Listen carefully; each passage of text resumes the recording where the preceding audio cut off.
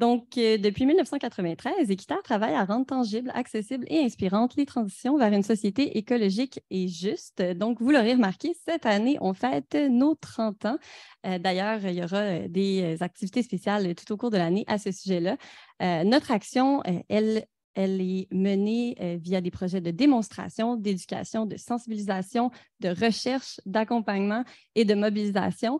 Et justement, notre campagne pour des transports à taille humaine reflète bien nos actions dans ce sens-là, justement, et on pourra le voir un peu plus en détail plus loin dans les prochaines slides.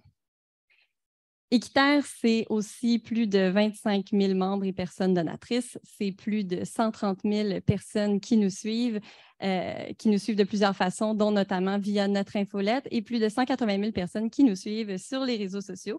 Donc, ça en fait du monde. Donc, on est donc une des principales organisations environnementales du Québec et du Canada. On travaille dans 4 champs d'expertise. Donc, on est bien sûr dans les questions de climat et d'énergie qui sont au cœur de la lutte contre la crise climatique. On travaille en mobilité et en transport, qui est aussi un autre pilier là-dedans, mais aussi pour transformer notre société de manière durable. Ça doit aussi passer par l'agriculture et l'alimentation et la production et la consommation. Donc, l'idée de réduire à la source tous les biens et toutes les ressources qu'on consomme. J'entre tout de suite dans le vif du sujet. Donc, chez Équiterre, la mobilité durable, on a une vision qui est bien claire. En fait, ça s'inscrit logiquement dans le contexte où c'est 45 % de nos émissions de GES qui proviennent de ce secteur-là. C'est la majorité des émissions. À l'échelle canadienne, on est autour de 25 %, ce qui est à peu près équivalent avec le secteur des énergies fossiles. Au Québec, on a le luxe d'avoir de l'hydroélectricité, mais une fois ce dit, reste qu'aux 2 paliers gouvernementaux, c'est un enjeu qui est très important. Et c'est pour ça qu'on travaille sur ce dossier-là. D'ailleurs, les émissions de GES du secteur des transports au Québec continuent d'augmenter. Et c'est surtout à cause de la multiplication des véhicules, du nombre de véhicules sur les routes et de leur taille, évidemment. Donc, certains et certaines parmi vous connaissez sûrement l'approche réduire, transférer, améliorer. Et c'est vraiment la vision qu'on a chez Équiterre. Donc, d'abord, de réduire nos besoins en transport en aménageant mieux notre territoire. Ensuite, de transférer en fait, de se départir de l'auto-solo pour se diriger vers les modes de transport plus durables pour enfin, une fois qu'on a fait les 2 autres étapes, améliorer les véhicules qu'il reste. Donc, ça veut dire réduire la taille de nos véhicules. Ça veut dire aussi d'améliorer leur performance énergétique. D'ailleurs, vous connaissez peut-être aussi le cocktail transport, qui est une solution de mobilité durable qui est proposée par Équiterre et qui s'inscrit très bien dans le 2e volet, donc le transférer. Donc, l'idée de s'ouvrir à plusieurs modes de transport pour délaisser l'auto-solo le plus possible. En ce moment, on mène plusieurs campagnes en mobilité. Donc, il y a entre autres VéloVolt, où on incite les gens à laisser leur voiture ou leur camion à la maison au profit du vélo à assistance électrique pour les déplacements du quotidien. Il y a aussi la campagne Roulons électrique, où on vient sensibiliser et informer le public sur les bénéfices associés au fait de rouler en véhicule électrique au lieu d'un véhicule à essence. Dans le contexte québécois, ça se prête très bien. On a aussi une alliance canadienne pour l'électrification des autobus scolaires dans laquelle on accompagne différentes institutions et organisations pour leur montrer, pour faciliter la transition vers les autobus électriques. Et enfin, la campagne qui nous préoccupe aujourd'hui, la campagne pour des transports à taille humaine, où on vient vraiment mettre de l'avant l'idée qu'il faut choisir un véhicule qui est adapté à nos besoins et qui respecte aussi les limites de notre portefeuille. Donc, tout ça a commencé quand on a regardé les chiffres. Donc, vous voyez à l'écran, en fait, c'est les tendances au Québec. Donc, on voit que les camions légers prennent une part absolument grandissante dans les ventes et dans le bilan des véhicules qu'on vend. Donc, en fait, on s'est d'abord questionné sur le pourquoi et ensuite sur l'impact que ça avait sur notre société. Et c'est comme ça qu'on a commencé à s'intéresser à l'enjeu, surtout, encore une fois, dans le contexte où les émissions de GES du secteur des transports continuent d'augmenter. Donc, on n'est pas sur la bonne voie et cette tendance-là semble nous freiner. Donc, qu'est-ce qu'on fait à partir de là? ben, on va chercher à comprendre la hausse des camions légers au Canada afin de renverser la tendance. Donc, c'est le nom de l'étude qu'on a menée avant la campagne actuelle. Donc, on a vraiment exploré les causes du phénomène avec différents facteurs. On a aussi regardé le rôle de la publicité. On a remarqué quand même que c'était un rôle assez important. Et on a aussi dressé le portrait de la consommation des gros véhicules avec différents outils. Donc, qui achète les gros véhicules au Canada? Pourquoi aussi? Donc, on a mené des sondages, des entrevues et des groupes de discussion. Et on a aussi observé les impacts environnementaux surtout, mais aussi financiers, les impacts financiers sur les ménages et sur la collectivité, et aussi les impacts sur la sécurité. Donc, bref, il y a une panoplie d'impacts qui sont détaillés dans notre rapport synthèse. Vous pouvez aller sur le site web d'Équiterre et taper le nom de l'étude pour en savoir plus sur cette étude-là. D'ailleurs, nos partenaires avec qui on a collaboré, Ingrid en fait partie, donc via le Cyrano, on a collaboré avec HEC Montréal et Polytechnique Montréal également.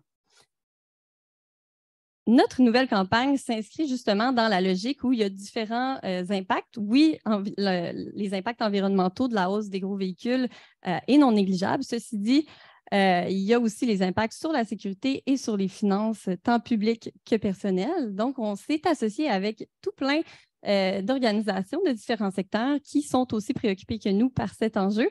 Et donc, comme ça, on réussit à couvrir et à atteindre différents publics via toutes nos activités. Donc, notre campagne en est une de sensibilisation et d'éducation et l'objectif est donc de sensibiliser et former un large public sur l'enjeu de la taille des véhicules et ses impacts.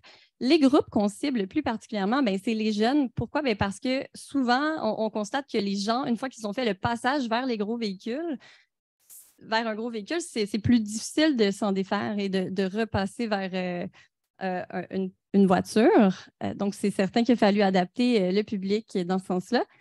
On vise aussi les ménages à revenus modestes en raison des coûts plus élevés qui sont associés aux gros véhicules et les nouveaux arrivants, justement, parce qu'ils sont une population un peu plus vulnérable à toutes les questions de publicité, notamment. Et ce volet-là est mené en collaboration avec Options consommateurs. Et enfin, on travaille, on cherche à influencer aussi le milieu publicitaire, justement à cause du rôle prépondérant de la publicité.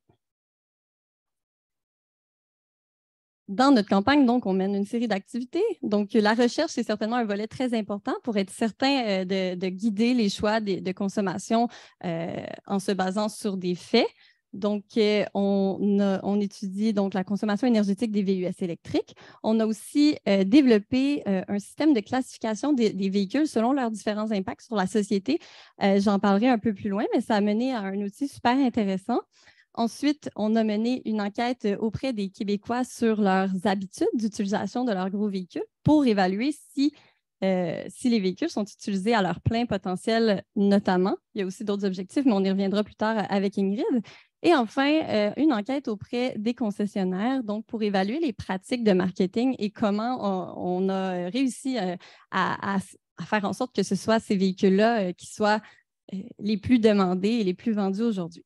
Il y a aussi un gros volet de campagne publicitaire où on informe sur les impacts que j'ai mentionnés, donc environnementaux, sécuritaires et financiers. On a une série d'événements auxquels on participe et on produit des outils d'aide à la décision. Et ça aussi, je vous les montrerai dans quelques instants. Je vous montre donc quelques exemples de publicités qui circulent en ce moment et pendant encore plusieurs semaines. Un VUS parfait pour visiter la Côte-Nord, mais tu vas juste sur la rive nord. Pour montrer en fait que c'est souvent ce qu'on nous dit, là, que les gros véhicules sont utiles pour aller à l'aventure, mais dans les faits, on n'y va pas si souvent que ça à l'aventure. Un peu dans le même sens, un VUS pour profiter de la nature et la détériorer au passage. Un VUS bien plein, un portefeuille bien vide, justement parce qu'ils consomment plus que leur équivalent en format voiture. Un VUS au design à couper le souffle, littéralement. Ici, on est vraiment sur l'aspect de la sécurité, comme vous le voyez. Et un dernier exemple, le VUS de ceux qui veulent être vus, mais qui ne voient rien, parce que c'est souvent un argument qu'on entend, même si au final, dans les faits, on perd de la sensibilité sur la route quand on est plus élevé. dans notre véhicule. Bon, je termine en vous présentant donc deux outils qui sont disponibles ou bientôt disponibles. Donc, on a d'abord le comparateur de véhicules où on peut vraiment justement regarder parmi les modèles qui sont en vente actuellement, lequel est le meilleur selon différents aspects, selon le coût, selon la consommation d'essence, la sécurité, tout ça. Et de l'autre côté, on a aussi un guide pour l'achat ou la location d'un véhicule qui va être utile justement pour les communautés plus vulnérables où on va avoir parfois certains enjeux de littératie financière. Je vais maintenant passer la parole à Ingrid, qui est avec le Cyrano et qui a mené une des enquêtes de cette campagne. Merci beaucoup, Andréane. Bonjour à tous. Donc, bienvenue à ce webinaire en fait, pour écouter un petit peu donc, toutes les initiatives qui ont été mises en place par Équiterre. Et moi, je vais plus précisément vous présenter en fait, les résultats de l'étude Cyrano que l'on a menée en fait, au Québec dans les derniers mois. Donc, en fait, les co-auteurs, donc moi, c'est Ingrid Peigné, je suis directrice principale à Cyrano, et les co-auteurs de l'étude sont Verena Gruber et Elinora Bencheva. J'ai juste un petit souci de PowerPoint. Je ne sais pas si tout se passe bien à l'écran, parce que moi, c'est coupé. Je m'excuse. Aucun problème. Donc, pour changer, ça va être les flèches en haut et en bas.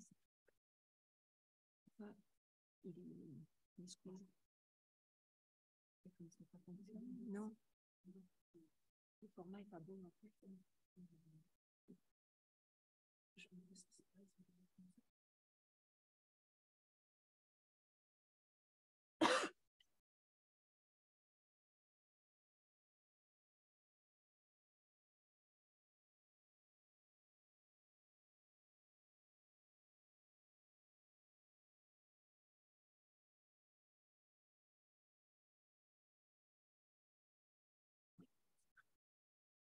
Du coup, si je le change avec les flèches, c'est parfait. Non.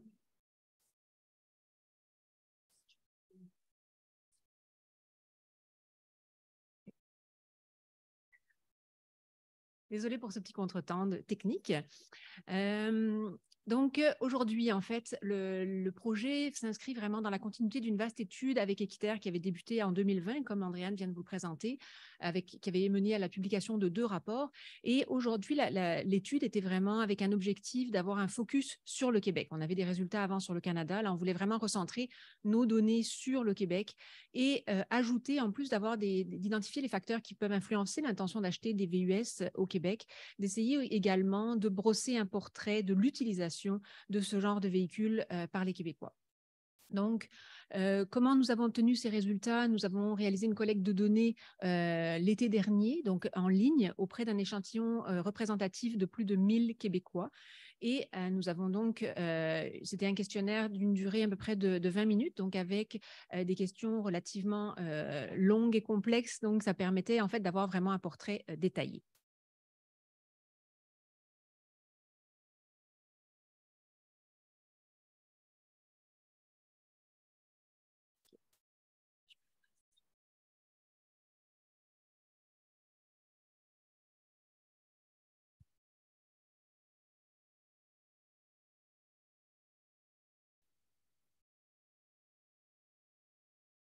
Encore de petits soucis techniques.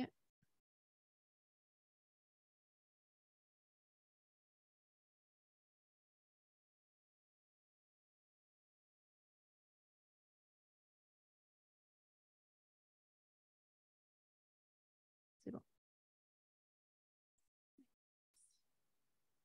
Donc, comme je vous disais, en fait, nous avons utilisé une méthodologie scientifique basée sur une revue de littérature qui a été réalisée pour essayer d'avoir un peu un portrait de ce qui se fait dans la littérature scientifique sur des facteurs qui peuvent avoir un impact sur les intentions d'achat de VUS.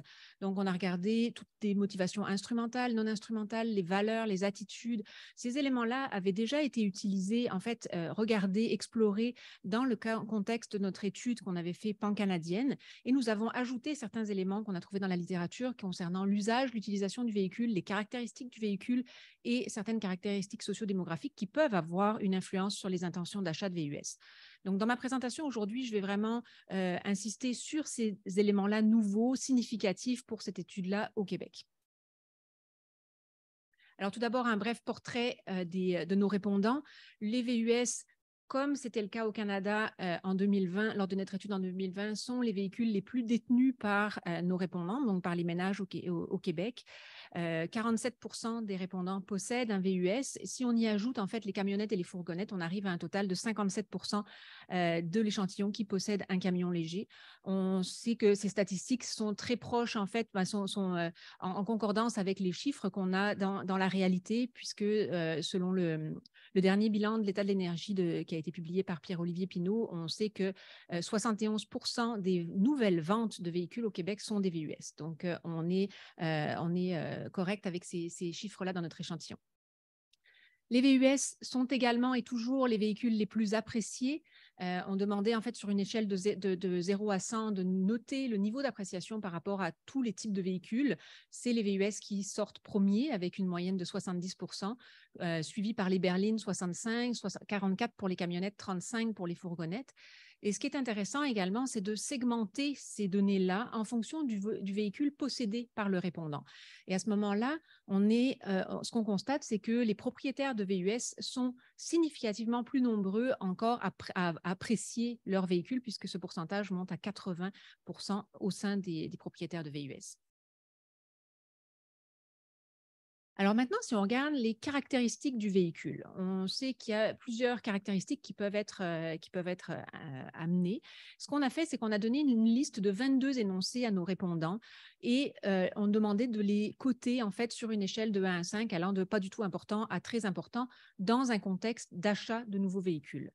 Et ce qui est intéressant, c'est que ce qui ressort, c'est que le top 5 est identique non seulement au top 5 de l'enquête de 2020 au niveau pan-canadien, mais il est également identique, peu importe le véhicule que l'on possède.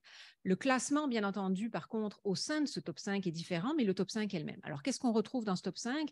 La sécurité, que ce soit en cas de mauvaises conditions routières, la sécurité en cas d'impact, la tenue de route, la consommation d'essence et le prix. Le prix du véhicule représente le premier facteur, tout véhicule confondu. Et ce qu'on ressort ici, ce que je veux vous amener à regarder, c'est vraiment les différences en fonction du véhicule possédé. Les caractéristiques qui sont mises de l'avant, privilégiées lors de l'achat, sont différentes du moment où on possède nous-mêmes un VUS ou on possède une berline. Et ce qu'on voit, c'est que la sécurité est davantage privilégiée par des propriétaires de VUS, alors que le prix et la consommation d'essence, beaucoup plus privilégiés par des propriétaires de berline.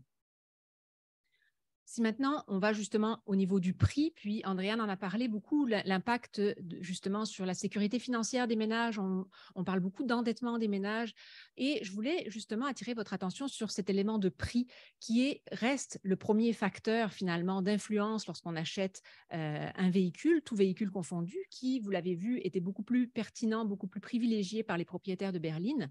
Et ce qui est intéressant, c'est de mettre en relation, en fait, cet aspect-là, que le prix est un critère déterminant lors de l'achat, mais quand on regarde le mode de financement avec lequel les Québécois achètent leur véhicule, on s'aperçoit que le financement offert par le concessionnaire est le mode de financement le plus important. 46% des Québécois utilisent en fait un financement qui est offert par le concessionnaire, alors que c'est seulement 27% qui achètent leur véhicule à partir de leur propre économie personnelle. Et encore là, il y a des différences en fonction qu'on soit un propriétaire de VUS ou un propriétaire de berline. Les propriétaires de VUS ont encore plus recours que les propriétaires de berline à un financement par le concessionnaire, compte tenu probablement du prix beaucoup plus élevé qu'il faut débourser pour acquérir ce genre de véhicule, et ont moins recours que les propriétaires de berline à leurs économies personnelles.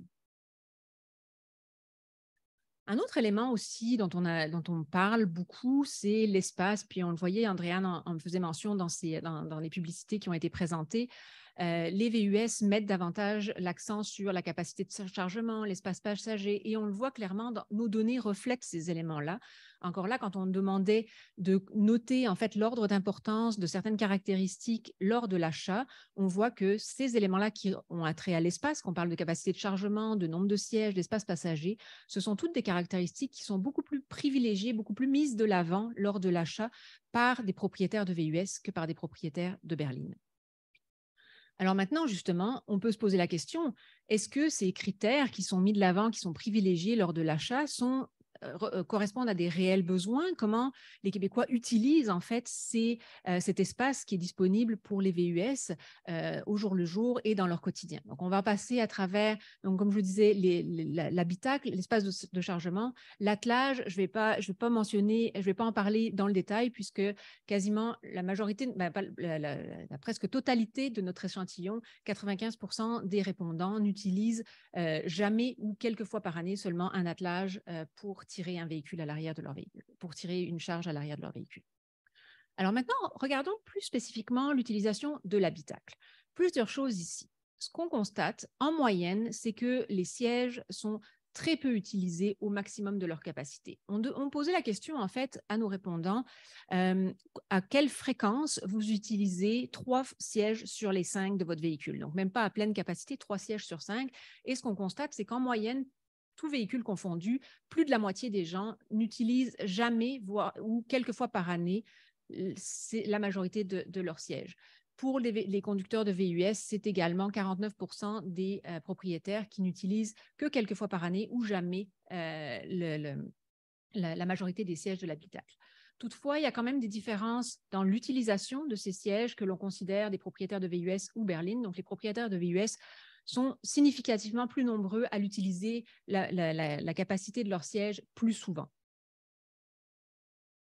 Si on regarde maintenant au niveau de l'utilisation de l'espace de chargement, on a à peu près les mêmes conclusions. Donc, une grande majorité, une grande portion de notre échantillon qui n'utilise pas ou quelques fois par année la pleine capacité de leur coffre, 44%. Quand même quelques différences selon le véhicule possédé. C'est les propriétaires de VUS utilisent beaucoup plus souvent, significativement plus souvent que les propriétaires de berlines, la pleine capacité de leur coffre. Et ce sont les propriétaires de camionnettes qui indiquent utiliser la pleine capacité de leur espace de chargement beaucoup plus souvent que tous les autres types de véhicules. Et cet élément-là, en fait, est corrélé avec le fait également que souvent les propriétaires de camionnettes utilisent leur véhicule dans le contexte de leur travail pour charger du matériel, etc. Donc, il y a une corrélation qui peut être faite à ce niveau-là. Alors maintenant, là, on a essayé d'expliquer en fait l'utilisation de l'espace de chargement, l'utilisation des sièges en fonction du véhicule possédé. Mais il y a beaucoup d'autres caractéristiques qui peuvent avoir une influence sur nos chances ou notre probabilité d'utiliser notre véhicule à pleine capacité.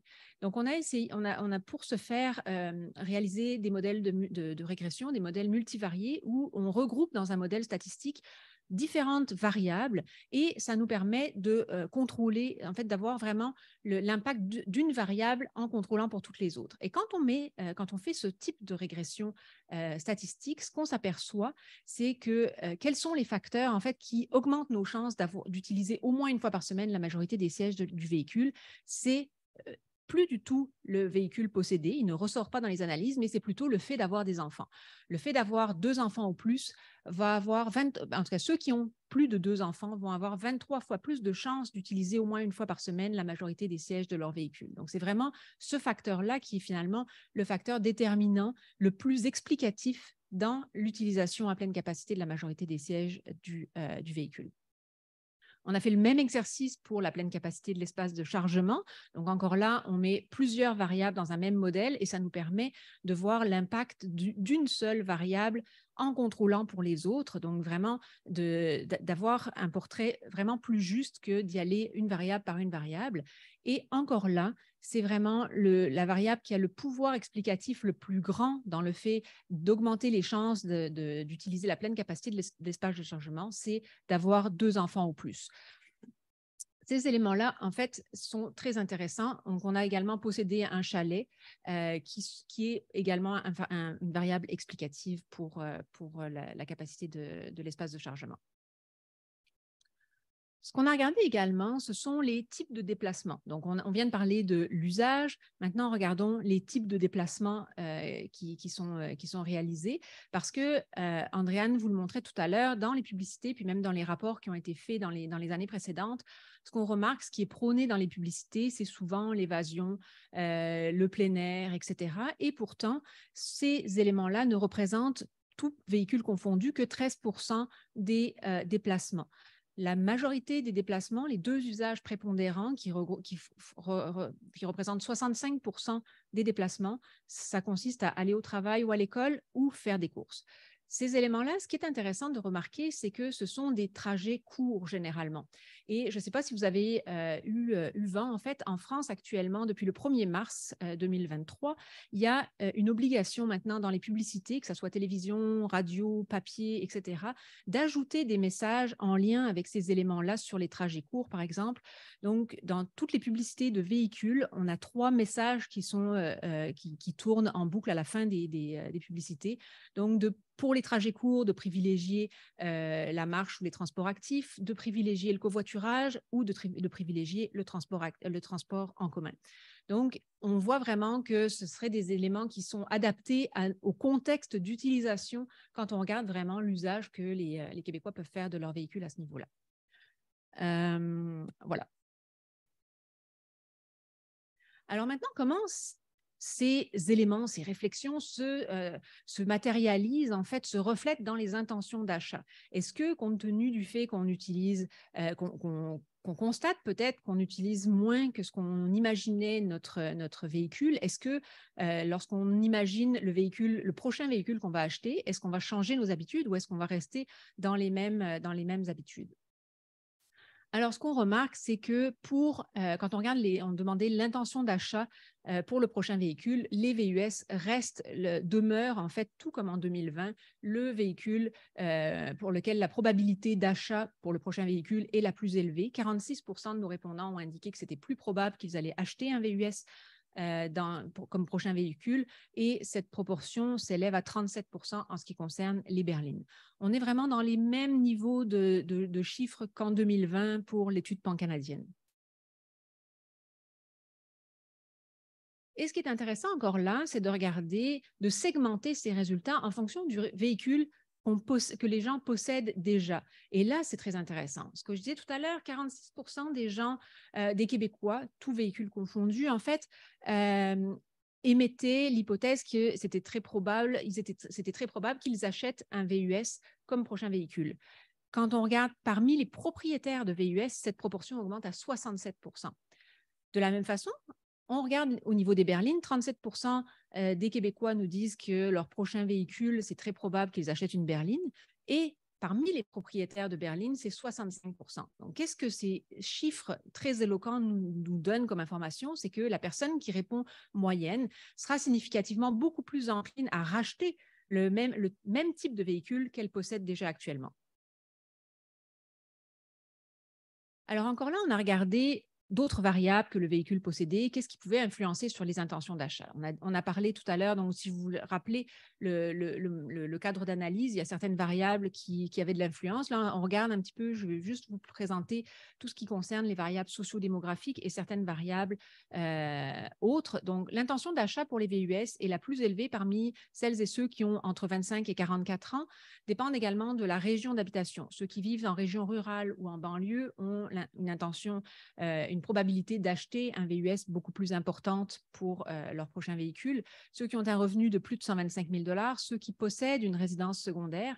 Et je vais attirer votre attention sur un élément qui est très intéressant. On parle cette semaine, le rapport du GIEC, un bilan des 5 derniers rapports a été publié par le GIEC sur l'impact des changements climatiques. Et ce qui est intéressant, c'est de croiser, en fait, on avait des questions sur est-ce que vous pensez que les gouvernements les actions, les comportements des gouvernements ont un impact sur les changements climatiques? Est-ce que les actions, les comportements des industries ont un impact sur les changements climatiques? Et est-ce que vos actions propres et vos comportements ont un impact sur les changements climatiques?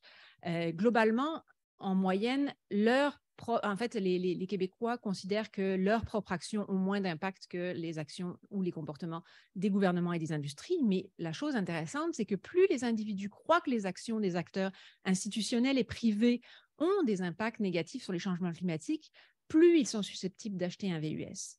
Donc, ça veut dire que plus ils se sentent légitimés, si on peut appeler ça ainsi, à aller à acheter un VUS. Donc ça, c'était un élément intéressant également. Et ceux qui ont 2 enfants, puis là, je vais juste vous présenter un graphique qui présente en fait la proportion des répondants qui nous ont exprimé qu'ils étaient extrêmement ou très probables qu'ils achètent un VUS comme prochain véhicule en fonction du nombre d'enfants qu'ils ont. Et ce qu'on voit, c'est que même avec aucun ou un enfant, c'est le VUS qui prime quand même. 45% des répondants qui ont aucun ou un enfant considéraient qu'il était extrêmement ou très probable qu'ils achètent un VUS comme prochain véhicule. Ça monte pour 2 enfants et ça rediminue un petit peu pour 3 enfants parce que c'est compensé par les fourgonnettes finalement.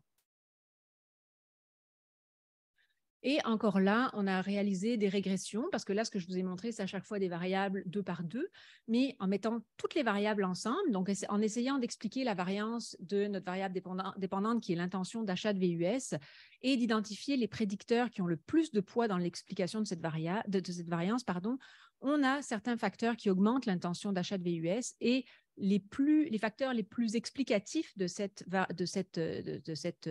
augmentation de l'intention d'achat, c'est le matérialisme, les normes sociales. Donc, plus les gens ont de personnes autour d'elles qui possèdent un VUS, plus elles voient de VUS sur les routes et surtout la nature du véhicule principal possédé. Donc, le fait de posséder déjà un VUS, c'est vraiment le facteur explicatif le plus important qui augmente nos chances d'acheter un VUS comme prochain véhicule. Donc voilà, ce qui est à retenir en fait, c'est que les VUS sont toujours aussi populaires. En 2022, ce sont les véhicules les plus répandus, avec le plus haut niveau d'appréciation, les plus susceptibles d'être achetés comme prochain véhicule. Et ce qu'on voit également en mettant en lien avec l'usage, c'est que les Québécois affirment que leur véhicule est indispensable, mais il n'est pas souvent utilisé à sa pleine capacité. On le rappelle, les chiffres de l'utilisation seulement de quelques fois par année ou jamais, 54% des sièges, 44% du coffre, 95% pour l'attelage. Et donc, ce qu'on peut dire en fait par rapport à toutes ces analyses-là, c'est que la tendance importante des conducteurs de VUS à vouloir racheter un véhicule du même type souligne vraiment, premièrement, l'importance des interventions qui visent les premiers acheteurs et les premières acheteuses. Andréane en a parlé avec les éléments où ils vont viser les premiers arrivants, les gens dans les universités, mais notamment aussi et surtout afin de mieux évaluer leurs véritables besoins d'utilisation, puisqu'on voit clairement que les besoins ne sont pas vraiment le reflet de... en tout cas, l'utilisation n'est pas réelle, ne reflète pas des besoins réels finalement, et donc peut-être qu'il y aurait matière à réflexion à ce niveau-là. Je vous remercie beaucoup pour votre attention. Puis si vous avez des questions, ça va me faire plaisir d'y répondre un peu plus tard. Merci. Merci beaucoup, Ingrid. On va maintenant entendre Tom Green de la Fondation David Suzuki. À toi la parole. Merci, Andréane. Et très intéressant de voir la présentation d'Ingrid et Cyrano. On va voir des résultats très similaires pour Vancouver. Et d'abord, je veux reconnaître que je vous parle de territoire traditionnel non cédé des nations Musqueam, Squamish et Tsleil-Waututh. Donc, nous avons demandé à John Axon de l'Université Simon Fraser de faire une enquête et de son équipe de recherche sur les transports durables, de faire une enquête sur les prévalences pour les VUS dans la région de Métro Vancouver, parce que nous avons le même problème avec toutes ces grosses voitures polluantes et dangereuses sur nos routes. C'est un sondage fait en août 2021 avec 986 participants et partagé en côté quantitatif et qualitatif. Pour les questions de recherche, on voulait comprendre qu'est-ce qui a motivé l'achat du véhicule actuel, que sont les points forts et les points faibles du VUS par rapport aux autres voiture. Quelles sont les images et les identités associées au VUS? Quels sont les impacts sociaux des VUS et quelle est la volonté des conducteurs de VUS de réduire la taille de leur prochain véhicule et quelle politique ou stratégie pourrait encourager la réduction des effectifs de VUS? Parce qu'on voulait voir quelles seraient les solutions possibles de politique qu'on pourrait pousser avec les gouvernements provinciaux et de la municipalité. Et bon, pour les résultats, on peut regarder ça de plusieurs manières. Et une dimension, c'est le côté fonctionnel. Donc, on voit que les conducteurs de VUS pensent que les VUS sont plus fonctionnels que les berlines. Ils sont plus sûrs parce qu'on est situé plus haut sur la route et ça donne une impression fausse que c'est plus sécuritaire. Un VUS est vu comme s'il se comporte mieux dans des conditions adverses. Il est amusant à conduire et il peut transporter plus de personnes et de matériaux. Et donc, c'est meilleur dans l'ensemble que la voiture. Après le côté fonctionnel, on peut parler du côté symbolique. Et on voit que les conducteurs de VUS choisissent les VUS pour des raisons très symboliques. C'est vu comme une voiture fiable. C'est un choix judicieux, comme les voisins vont être d'accord avec que c'était un bon choix, ou aussi les membres de famille. Ça incarne la réussite sociale, économique. Et c'est vu comme très orienté vers le plein air. Et bien sûr, ça c'est en bonne corrélation avec toutes les publicités qui montrent les VUS dans la nature. Et donc, ça a une meilleure image que la berline. On constate aussi que les conducteurs de VUS minimisent l'impact environnemental et social des VUS. Le problème de sécurité des autres usagers est minimisé. Et je ne sais pas si vous avez vu des tests où on met des enfants devant les VUS et le conducteur est là et ne voit pas comme, on peut avoir comme jusqu'à 12 enfants ou quelque chose comme ça et on ne les voit pas dans l'avant-plan, là.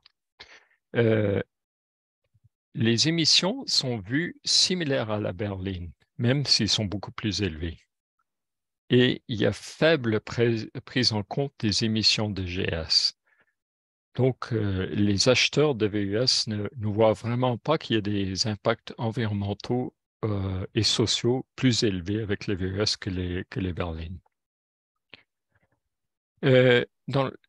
Puisque le sondage a été fait en août 2021, c'était peu après que nous avons eu cette vague de chaleur mortelle dans la région de sud-ouest de la province de Colombie-Britannique. Plus de 500 personnes sont mortes durant cette vague de chaleur. Donc, on se demandait si cette vague de chaleur aurait un effet sur les pensées des acheteurs ou des conducteurs des VUS. Mais ce qu'on a constaté, c'est que environ 70% des personnes interrogées estiment que la vague de chaleur meurtrière était causée par le changement climatique, ce qui est en accord avec la science. Mais moins de 40% sont d'accord pour dire que conduire un VUS contribue davantage aux vagues de chaleur que la conduite d'une berline. Donc, on voit vraiment une déconnexion. Puisqu'on a eu un côté qualitatif avec 4 groupes de focus, de conducteurs de VUS, et un groupe qui était composé de conducteurs de berline et aussi des non-conducteurs de voitures. Et c'était des groupes de discussion de 1 heure. Nous avons plusieurs citations qui nous donnent un peu plus on peut voir plus les pensées que portent les personnes là. Donc, on voit vraiment les impacts sociaux ne sont vraiment pas très considérés ici. Oui, les voitures polluent beaucoup, mais quand on parle de pollution, les grandes industries sont les pires pollueurs et on n'entend pas beaucoup parler. C'est très semblable à une des choses que nous a parlé Ingrid avec la relation entre où les personnes pensent viennent les impacts et leur tendance à acheter les VUS. Donc, sur le côté des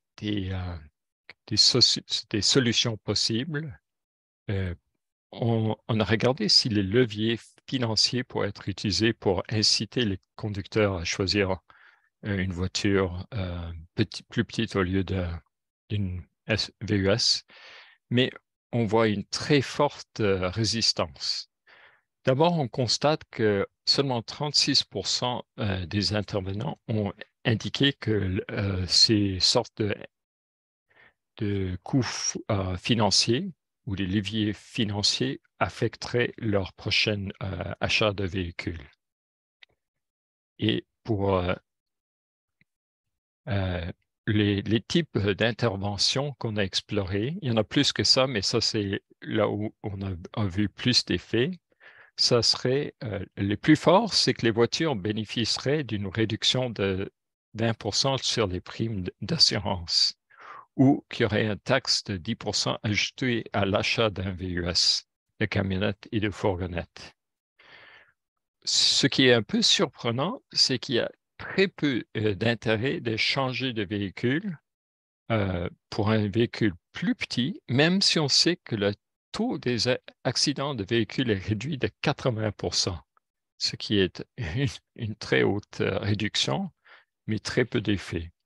Ou que vous remarquez que 4 sur 5 voitures sur la route sont des berlines, ou il y a un programme de covoiturage, ça donne un peu plus d'effet, mais ce n'est pas des résultats très encourageants.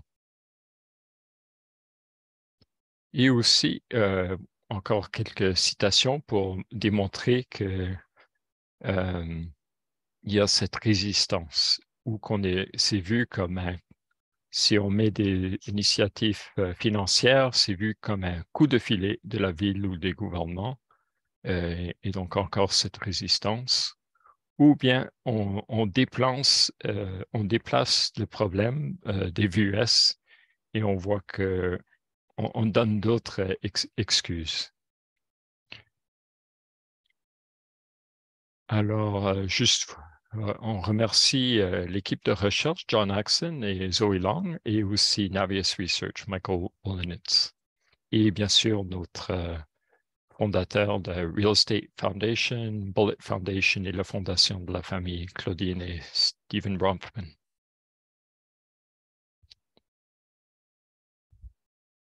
Alors, c'est tout de mon côté. Merci beaucoup, Tom. En fait, c'était super intéressant et effectivement, il y a tellement de points communs entre les résultats du Québec et de Vancouver. J'en profite avant de passer à la période de questions, en fait, pour montrer rapidement les solutions sur lesquelles Équiterre mise aussi. Là aussi, je pense qu'il y a beaucoup de points communs avec les idées de la Fondation David Suzuki. Juste un petit moment, j'ai un enjeu de présentation. Oui, donc en fait, évidemment, ça passe par la réglementation, que ce soit de la publicité ou des normes de véhicules qui favorisent le fait qu'on produise plus de gros véhicules. L'écofiscalité, je pense que justement, les résultats de l'étude de la Fondation David Suzuki nous montrent que ça peut, dans une certaine mesure, avoir un impact sur les choix. Ensuite, l'éducation et l'information, c'est pourquoi on mène notre campagne. On a aussi toutes les mesures qui nous permettent de délaisser l'auto-solo. Et évidemment, ça inclut aussi de revoir notre aménagement du territoire et donc de limiter le développement autoroutier. Moi, je vous invite à vous rendre sur notre site Web pour signer notre pétition qui vise à réglementer la publicité automobile. Et je rappelle que notre campagne est financée par Environnement et Changement climatique Canada et c'est une campagne de 3 ans qui se terminera au printemps 2024. Donc, je passe à la période de questions. Je pense que Ingrid ou Tom, vous seriez en mesure de répondre à la première question qui est dans quelle mesure pensez-vous que les enjeux de littératie financière jouent un rôle dans l'achat de VUS?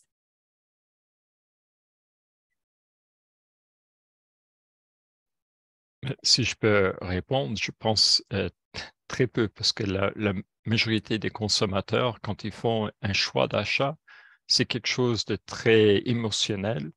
Et on sait que les personnes ne sont pas très bien à regarder les dépenses à long terme qu'ils vont faire pour l'essence et tout ça.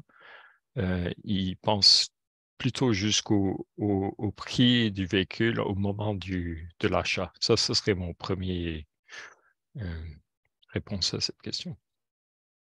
Parfait, merci. Ingrid? Je pense par contre, augmenter le niveau de littératie des Québécois, ça peut avoir juste du bon, non seulement, je pense, pour conscientiser les gens au fait, premièrement, je le disais, j'en parlais tout à l'heure, à l'endettement des ménages. Donc, acheter un véhicule plus cher va nécessairement vous amener à contracter une dette, que ce soit envers le concessionnaire, envers la banque, et de penser également à plus long terme, c'est-à-dire pas juste à l'achat du véhicule, mais à l'entretien, la maintenance, les coûts d'assurance, etc. Donc, une meilleure connaissance de la littératie et de la numératie également.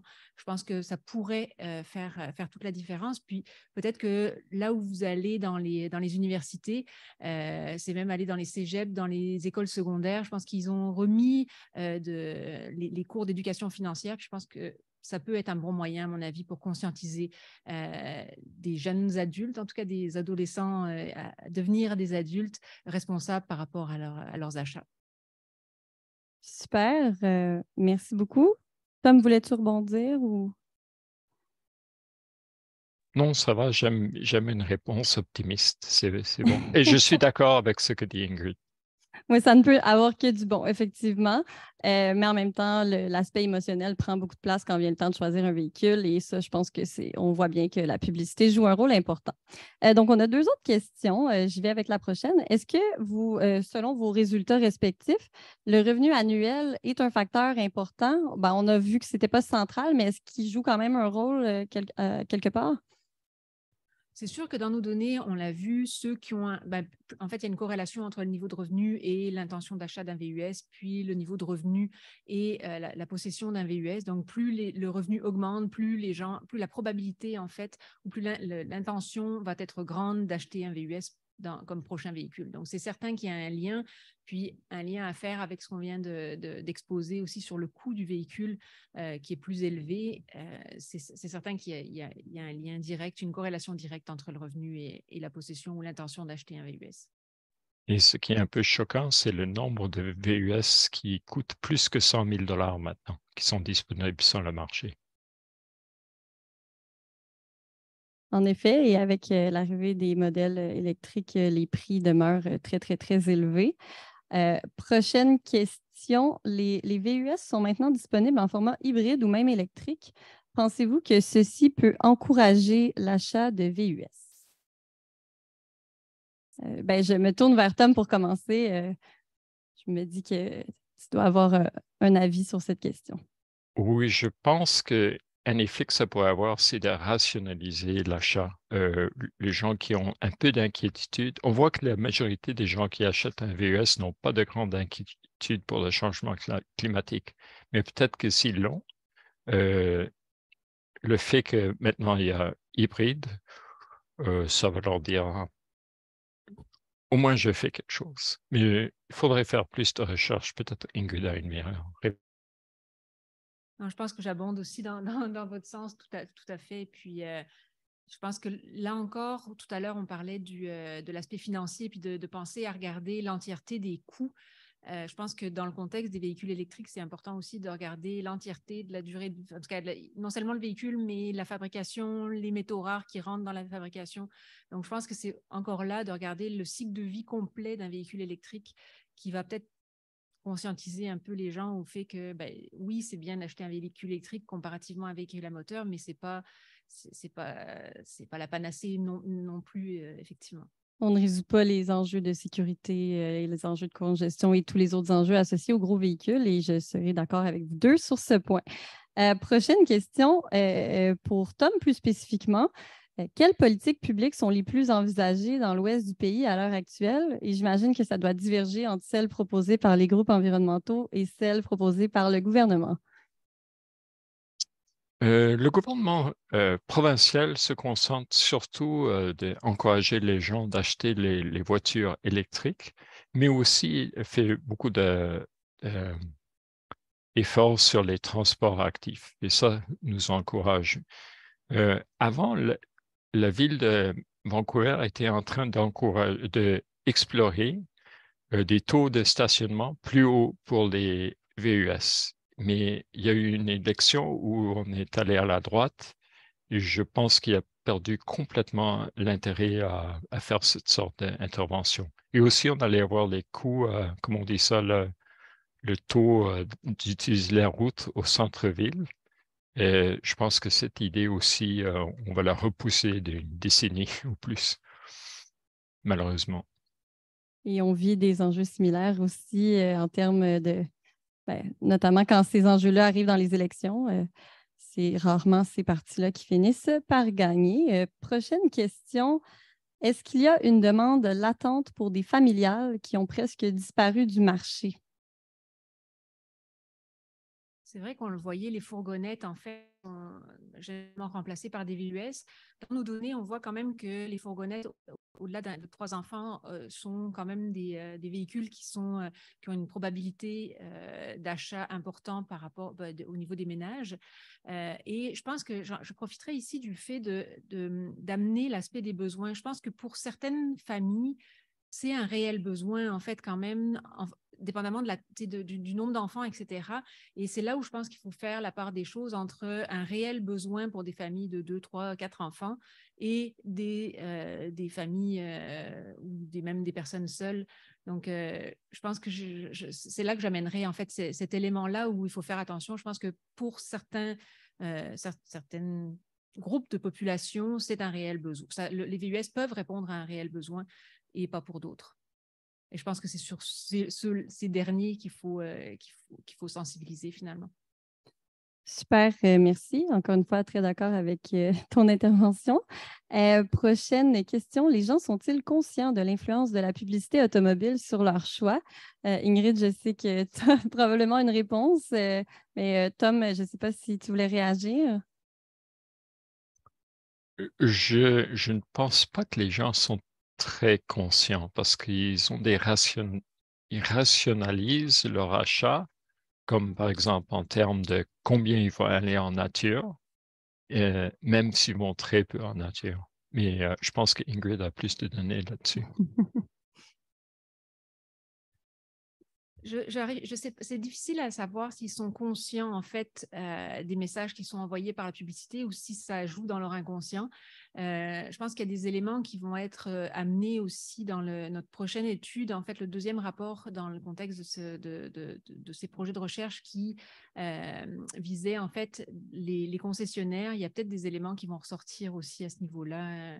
Dans les données. Sinon, c'est vraiment à travers nos groupes de discussion ou nos entrevues dans le contexte du projet il y a 2 ans, où on avait remarqué que la plupart des répondants ne se souvenaient pas, n'ont pas vraiment de souvenir en fait des publicités. Donc, je pense que ça joue vraiment plus dans leur inconscient qu'autre chose. Parfait. Puis une dernière question. Y a-t-il une différence entre les automobilistes urbains et le monde rural en termes de motivation à acheter des véhicules plus gros?